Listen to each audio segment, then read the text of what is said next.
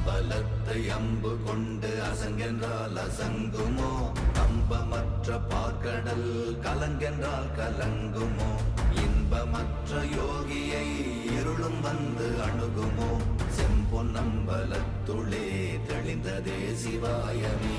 ஓம் நமச்சிவாய ஓம் ஓம் நமச்சிவாய ஓம் நமச்சிவாய ஓம் ஓம் நமச்சிவாய ஓம் நமச்சிவாய ஓம் ஓம் நமச்சிவாய ஓம் நமச்சிவாய ஓம் ஓம் நமச்சிவாய.